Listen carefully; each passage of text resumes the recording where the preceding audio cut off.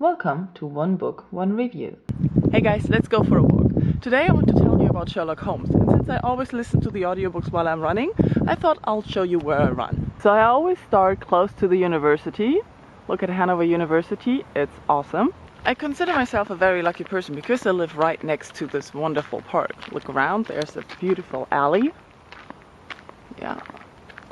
And so that's where I start to run usually. But let's get started on Sherlock Holmes. So before I want to tell you about the audiobooks, I want to tell you about Sherlock Holmes and me. As you know, I don't really read crime fiction usually. I usually just like to watch it, and I've always liked watching Sherlock Holmes films. I don't know, forever I've watched these films about the Hound of Baskerville and the little stories that he had. Everything that was on, my dad loved it, so I loved it too. It's just the same with the new films and the new series. As you've seen my bookshelves, I love Sherlock Holmes. But I have never read any of his works. I don't really know why, but I think I expected it to be very dry and, not captivating. I don't know. It's usually what happens to me with crime fiction. The story isn't told fast enough. So when I had the chance to get the audiobooks, I thought, just do it and try it out. Because, Sherlock Holmes is a craze at the moment, so why not listen to the original stories? And I really liked it. Quick interlude. In summer, this is the park you have to go. Because there's barbecuing going on. Everybody just brings their barbecue and hangs out in the park. That's what we do in Hanover. Super, my neighbor just ran past. Okay, back to Sherlock Holmes. The first story on the audiobook is A Study in Scarlet.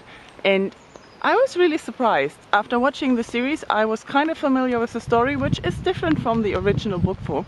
But it's okay, it's not bad. But I was surprised by the writing in the story.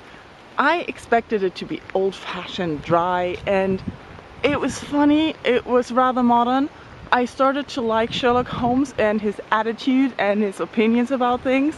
He's a cool character, and he's always been in Conan Doyle's writing as well. I expected it somehow to start just later in all the adaptations and that people just added to it. We know Sherlock Holmes is a great fan fiction thing. Person with the dog. So I really fell in love with the writing and the characters. The writing is clever, it's witty, it's smart, it's not boring. I don't know if it's different when you read it instead of listening to it, but I really enjoy listening to the dialogues and to all the descriptions. I like how he always explains how he deducted things and why things are like that. And the more I listen to the stories, the better I get at deducting things as well. And also I like the characters. Sherlock Holmes and Watson, their relationship towards each other, their opinions, their ideas of how life in society should be. It's really expanding as the stories continue, and I like how it's not in a chronological order, but then later there are stories that happen before some things that happened after that.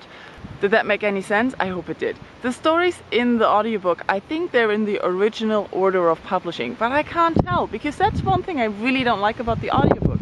They're missing a booklet. I don't know the names of the stories, I don't know when they were first published and where, and I don't know if anyone knows how to find that out. It would be really nice. Leave a comment. Can you see all the ducks lined up in a row? Stories also vary in length. A Study in Scarlet is by far the longest I've listened to now, and all the others can be really short. Most of them I have the feeling are about 30 minutes, 45 minutes when told. And I really like it because it's not wasting any time on descriptions that are unnecessary. There are small crimes or small mysteries to be solved, so it's not always just like this huge crime. And I like it because Sherlock Holmes is not too good to just solve little things for all his fellow men. Oh, you're lucky. Look at the swans.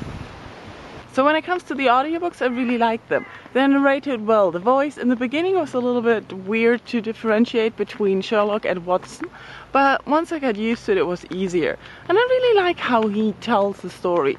I don't even know who the narrator is. I'll try to find that out. That's my overall opinion of the Sherlock Holmes stories. I really enjoy listening to them. I like the crimes, the mysteries, I like the narrations, I like the descriptions. I just like everything about it. And I'm glad I do, because I like everything that's based on Sherlock Holmes. That's it for today. I hope you enjoyed this nice little walk in the park with me, and I'll see you guys tomorrow. Park, park, park. So beautiful in the park. And a memorial. And more park. Park, park. Park, park, park, park, park.